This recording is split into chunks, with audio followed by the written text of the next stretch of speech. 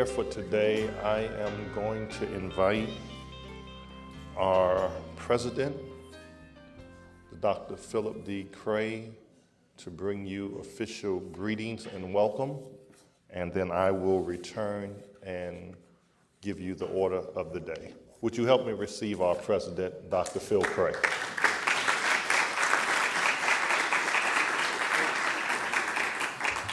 Thank you, Dr. Robertson, and let me add my words of welcome to all of you, especially to the Reverend Dr. DeForest Soaries, Jr., with whom we've had already some wonderful conversation. I am happy to be here, and I had another alternative, a good friend of mine, the Reverend Dr. John Nunes, who has a chair at Valparaiso University, is being celebrated in Baltimore today. He attended the Urban Theological Institute, and I told him, I can't come, I have to be here.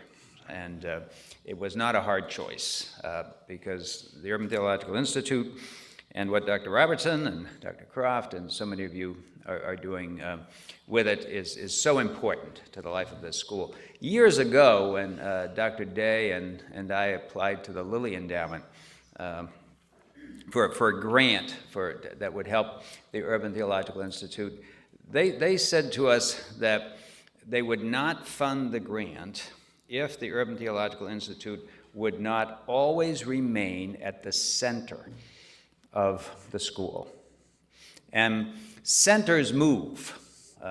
Now we're finding with the change in seminary enrollment that the Urban Theological Institute is even more the center than we thought back in 1990.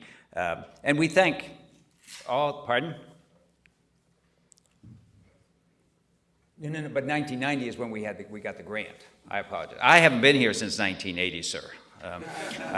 I may look old, Dr. Robertson, but yes, the Urban Theological Institute was founded in 1980, but we received a grant in 1990 to do some exciting things around it. And I've always remembered that, and so it's so important that Dr. Robertson and the Utica board has added this element. Now, how many years have we done this? 3 years. And we welcome you, Dr. Soaries, and are eager to hear what you have to say to us. And thanks to everyone for coming, and I'm sure you'll mention tonight, right? So this celebration goes on. Thanks so much. It gives me great honor to present a friend, a brother, and colleague who will introduce our speaker. He is one beloved in this community, highly respected. That is the Reverend Dr. Wayne Croft, the Jeremiah A. Wright Senior Professor of African American Studies here at the Lutheran Theological Seminary. Will you help me to receive Dr. Croft at this time?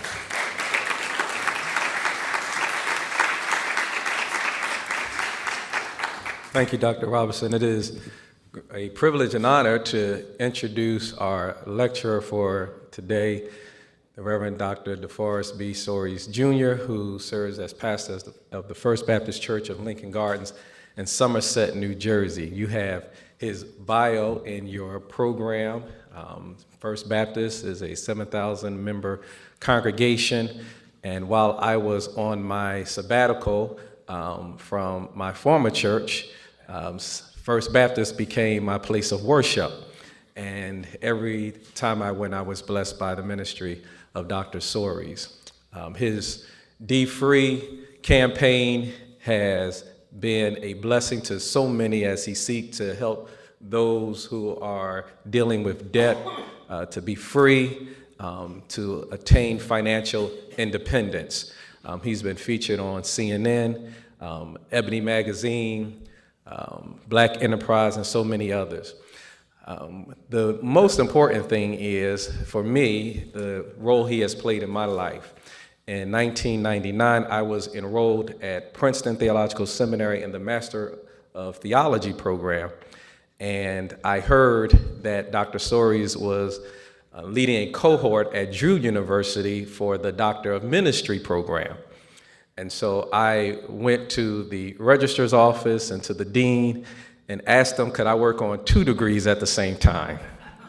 They gave me permission that while I was writing my thesis for my THM, that I could enroll in a D-Min at Drew. And so I was working on my D-Min and THM at the same time, only because I wanted to sit in the class with Dr. Soaries.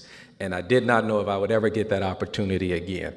And being in this class changed my life and caused me to focus more on social justice and social ministry, of which I did write my project thesis on, and it was through his mentoring and scholarship that I was able to come through that program. And so I am always indebted to him for the role he has played in my life and in this world. And so I thank God that he is here with us to bless us with this lecture, and I'm sure that you will be blessed, you will be encouraged, and you will be inspired. The Reverend Dr. DeForest B. Soaries, Jr. Well, I was sitting there praying that he'd keep on talking, you know. The older you get, the more you like to hear good things about yourself, especially if you're married. Thank you, Dr. Croft. What he did not tell you was that he was, you know, many professors, Mr. President, will describe their best students. And those of us who had teachers and mentors like Sam Proctor live all of our lives hoping one day to hear someone of that caliber say, he was my best student, or she was my best student. But I can tell you without fear of successful contradiction that in that D-Min group, Dr. Robertson, Dr. Croft was my only student. And he knows that, and the other people know that, and the school knows it. He was someone who was head and shoulders above all of the others, despite the fact that he was doing 2 degrees. Some of those fellows needed to be doing 2 degrees, a bachelor's and a doctorate at the same time. And I just have admired him and his work for so many years. I'm so honored to have the president here. I was at Howard University on Sunday and had the honor of preaching, and the president was there. And I think I've had 2 presidents in my presence, which is 2 more than I've had in the last 10 years, you know. In one sense, presidents have to raise money, and this is not a fundraiser. But in a larger sense, to be the president of an institution like this is so, it is such a high-paced, pressurized, multifaceted responsibility. So to take time to be here today, God bless you. Thank you, sir, for the honor of your presence. Dr. Robertson is unique. You notice in this is high church. You can't get higher church than a Lutheran seminary. But Dr. Robertson just can't get out of his tradition. And you notice how he introduced the president? He said, put your hands together and welcome. Say, that's Kojic all the way to the bone. He can't get out of that spirit. But Dr. Robertson is just a great spirit. He's multidimensional. He's charismatic. He is brilliant. He's interactive, and he loves people. You know, when you have as many gifts as Quentin does, you can become quite arrogant and aloof. But he is so down to earth and so welcome. I met him at the Citywide Baptist Ministers Revival. And before knowing who he was, I thought he was a Baptist. You know, Baptists generally stick with Baptists, but he just moves in and out of circles, and the Spirit of the Lord certainly permeates his persona, and much of what's happening here is attributable to his ministry, to his vision, and to his passion for the Lord. Let's put your hands together. Let's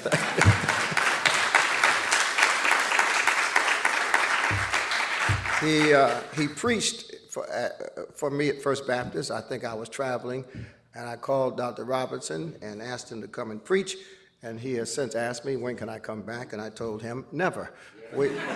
Never. We are Baptists. We vote. People vote in the Baptist church. We don't have a bishop to protect us, and I refuse to let him come and campaign for the pastorate again. But I've seen so many friends. My dear friend Doris and I were in seminary at Princeton together, and oh, there's United. But thank God for you. Now, I'm going to try to do something today that I always try to do, but I rarely do it well. And that is, I'm going to try to keep my remarks brief to make this more interactive and have time for questions and answers. So you pray for me that I don't raise my voice, that Doris doesn't holler amen. If I can just stay calm, I might be able to get there. What time do we finish? Okay, all right. Now, this Lutheran seminary is quite interesting because it comes along at a time in this country when we are clearly trying to reclaim our identity as a nation. The divisions of the Civil War, on the one hand, really divided us in ways that we have yet to reconcile. And there are still north-south dynamics that invade politics, invade commerce, and invade religion. And what's startling is that there is in Philadelphia really the birthplace of this experiment, this emergence of a Lutheran seminary on these grounds. It's a phenomenal thought, and you are all connected to this, but I can't imagine how anyone can overemphasize the significance of the 1860s and the Lutheran movement occupying this space. On the other hand, this Lutheran seminary really comes along at a time when there is a global question mark hovering over the head of theology. Because after its inception, you have the emergence of new thinking as it relates to religious ideas and hermeneutics and biblical interpretation. And so these ideas created ruptures in Christendom, particularly in Europe and in America, and the school from which I graduated, Princeton Theological Seminary, is really an outcome of that rupture, because Westminster Seminary was founded as a consequence of the schism that revolved around Presbyterian biblical scholarship. And so Lutheran in its infancy came along right around the time of that enlightened thinking relative to biblical scholarship. And I speak to that because Lutheran really points to so many significant milestones in the development and evolution of Christian thought that it is attractive to really become reflective about that evolution at a time like this, because Lutheran punctuates its own history by giving rise to this institute called the Urban Theological Institute, with special emphasis on the black church. And one could really step back from a distance and look at Lutheran and say, you people are just confused. You don't know what you want to be. You don't know if you want to be Lutheran. You don't know if you want to be post-Enlightenment. You don't know if you want to be urban. You don't know if you want to be mainline. You don't know if you want to be black. It could almost look as if you have institutional schizophrenia. But in a larger sense, if you look closer, you can see the potential that Lutheran has, which probably speaks to the kind of excitement that happens around here that's often unnamed, it's intangible, it has no formal classification, but we know there's an it going on here. And the it, I would argue, really hinges on the kind of emphasis Lutheran has put on the concept of urban with some particular focus on black church. So if I could just take a few minutes, I'll try to include some of what I do, but if I can take a few minutes to help you understand how I see it as an outsider, as a Baptist who went to a Catholic college, a Presbyterian seminary, and then got my doctorate from Methodist seminary.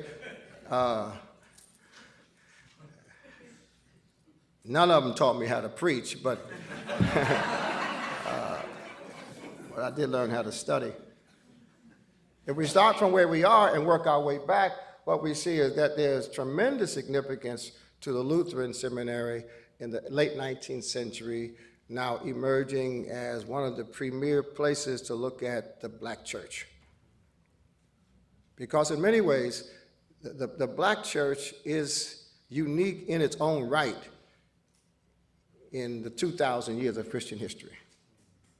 And whenever you hang your hat or hitch your wagon to something that is profound and unique, then you are certain to sustain a kind of vibrancy that can be old school, faithful to the text and to tradition, but also contemporary, keeping up with the needs of right now.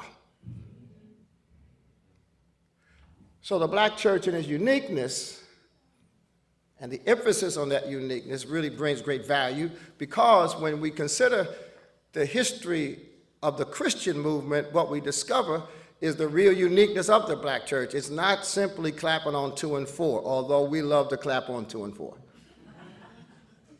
And it is not the homiletical style that Henry Mitchell talks about and coins the phrase black preaching, although we do claim some credit for having cornered the market on a certain type of preaching. And it is not only the protest movement, even though the greatest social revolution that has happened to date in this country and perhaps the world really grew out of an activism in the black church. It's much deeper than that. Because if we had time, we talk about the highlights and the significance of those highlights as Christianity took form. We know that in the first couple of hundred years, the big debate was over who was Jesus, and depending on which school you belonged to, you kind of gravitated to a certain wing of the church. And then 4th century Constantine comes along and co-opts the church and merges church and state. And we have Christians now going from being the oppressed to being those in power. And then we have the East-West schism around 1000, where the icons and other symbols of the faith become such a dramatic tension that the East goes in one direction, the West goes another, and we have this Constantinople and Rome kind of drama.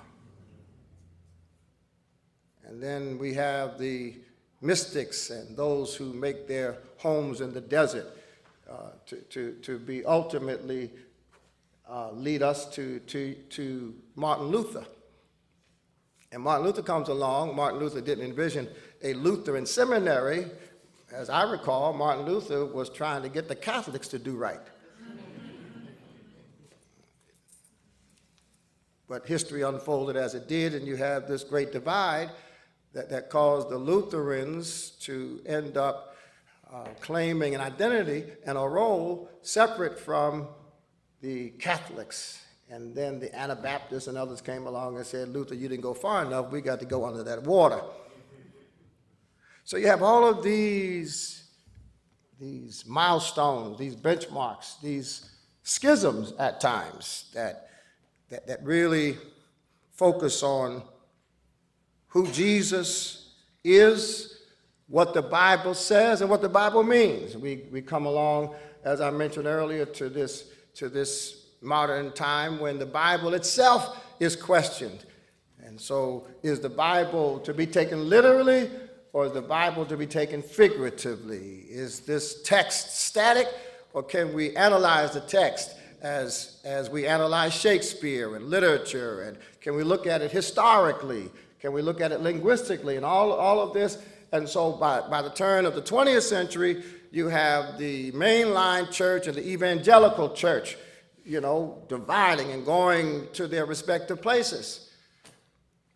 Is the gospel social or is the gospel spiritual? And it is at that juncture that the black church, as we know it, or the church founded by the descendants of African slaves, or the church that becomes the institutional unfolding of the slave religion, however you define it, but the black church, will just kind of call it the black church as a nickname. The black church becomes the first major division in Christianity that did not seek a dogma that was new. That's my point. I mean, Constantine came along and he really flipped this thing upside down. The East divided over from the West around doctrine and practice. Luther challenged the Catholic Church on 95 principles.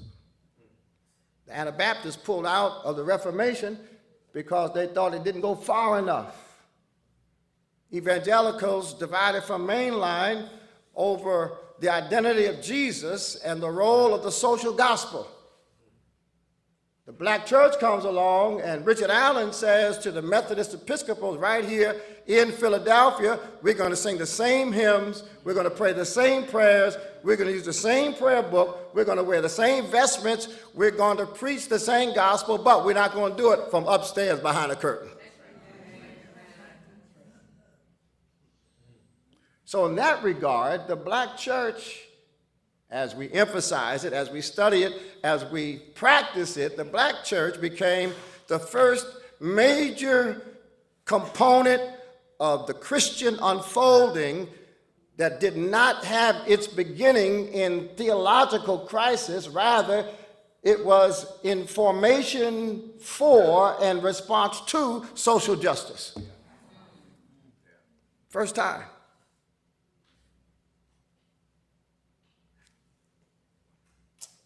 And therefore, when the black church was born in a context that embraced a responsibility to social justice, it answered the evangelical mainline question by saying that we've never got caught up on whether Jesus was spiritual or whether Jesus was social. We always believed Jesus was both. We didn't have any argument. We believe Jesus was our bridge from the right now to the not yet. Jesus is our link from the here and now to the hereafter, that Jesus is our ticket to heaven. We always believe that, and we always believe that, and on the way, Jesus was committed to our living with respect and justice. So in that sense, the black church became a paradigm of holistic hermeneutics. That we didn't have a dividing line for Jesus. We didn't have the Billy Graham versus Martin Luther King dilemma. For us, Jesus was and is our Savior. And Jesus was and is our liberator. And so when Jesus said in Luke chapter 14, I'm here to embody the prophetic word of Isaiah, the Spirit of the Lord is upon me to preach good news to the poor. We took that literally, spiritually poor, financially poor, politically poor, in every single way. And so what we find is that the black church, therefore, is not really an institution, nor is it an ethnic identity. The black church is an hermeneutic. The black church is not a place that focuses on the needs of black people exclusively. You can have an entire church full of Chinese people, and it can be a black church if it follows the model that flows from the hermeneutic that Jesus is everything. So the African American religious tradition, the black church, is not an ethnic identity, it is an hermeneutic conclusion. And that's why any institution that was founded in the 1860s that survived the Enlightenment controversy and that drops anchor with this Black Church Institute around urban theological studies has hit its wagon to something that's always exciting, because it is, as Isaiah would call it, a word that will never change. It's not seasonal. So the fads come and go, and the habits rise and fall, and the politics go in and out, and the economy goes up and down. But there is a word from the Lord that compels us to believe and do, to know and act. And those who embrace it and even get near it find themselves caught up in this it. It's like that old song my grandmother sang, whatever it is, it just won't let me hold my peace.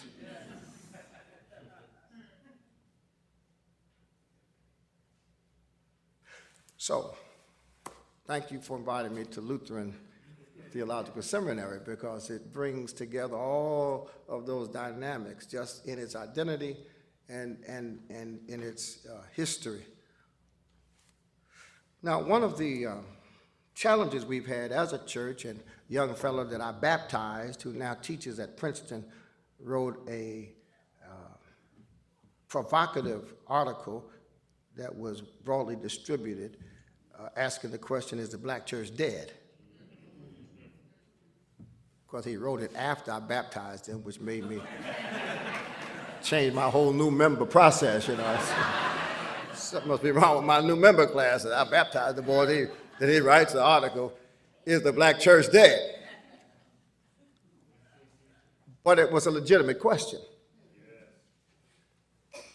Because if the black church is in hermeneutic, if the black church represents the outcome of a certain theological process, if the black church promotes and perhaps even induces a behavior that is demonstrated by the high moments of black resistance, if the black church is a holistic institution that incorporates Jewish and Catholic and Islamic and other kinds of diverse views, all coalesced around principles of justice, if that is the black church, then that young fellow raised the right question. Is the black church dead?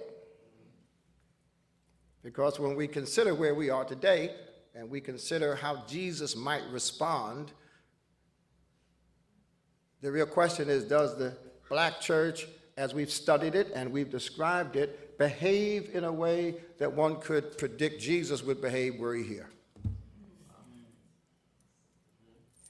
And that's a deeply troubling and provocatively important question to answer.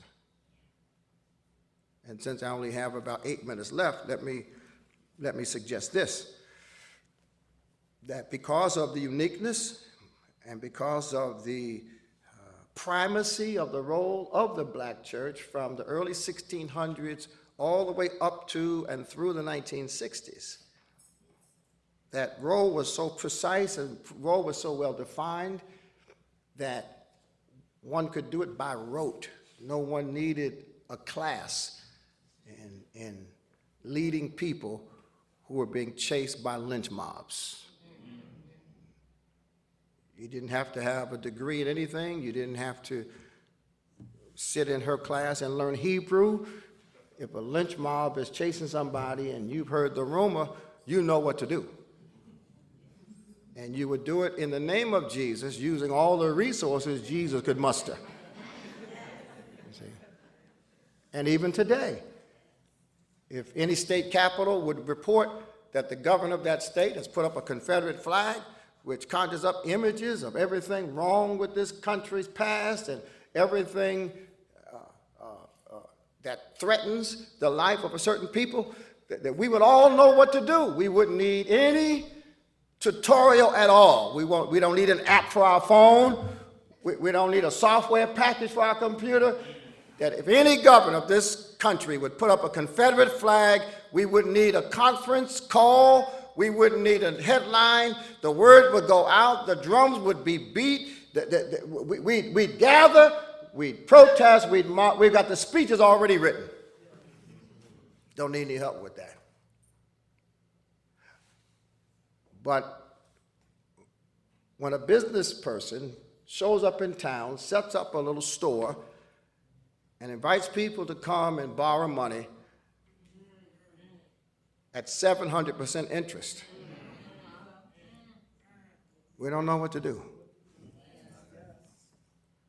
That seems to evade us. When Birmingham, Alabama, which is where Dr. King wrote that marvelous letter that's become literature, the letter from a Birmingham jail, when it becomes ground zero, you ride down the main street in Birmingham, Alabama, and every 3 stores are car title loan stores, payday loan stores, gold for cash stores, cash advance stores, check cashing stores, where the poorest people in America are charged the highest fees in America, and they're vulnerable because 54% of African Americans either have no bank account at all or don't use their bank account regularly to conduct their financial business. When that happens, we have no response at all.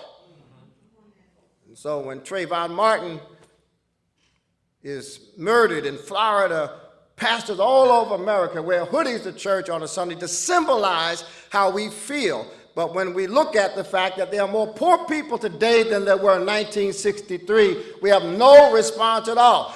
We had so much practice being that kind of black church, we have not spent enough time appropriating the principles of why we did what we did to the reality of what we need to do now.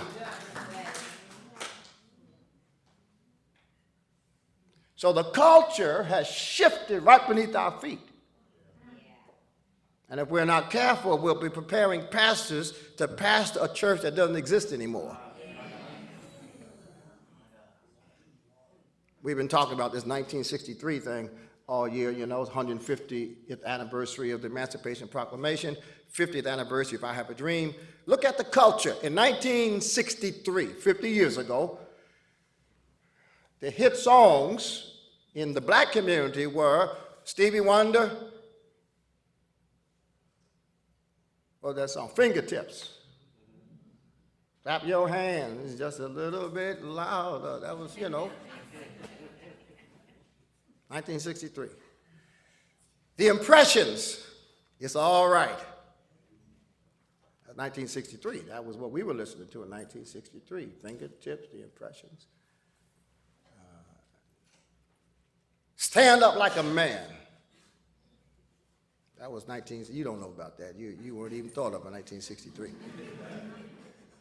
These were love songs. They were politically neutral, except to the extent they motivated us, those of us who had no civil rights, to feel good about life, to wake up in the morning. And one lyric in one of those songs says, invest in life, 1963. 2013, what our children and grandchildren are listening to, song says, look what I got on. Look what I got on. Lyric says, you've never seen anybody treated the way I'm treated when I walk into the store. Look what I got on. When the culture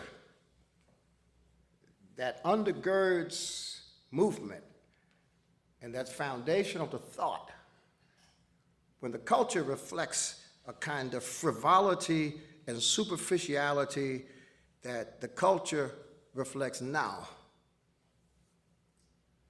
it is reasonable to ask the question, where is the black church?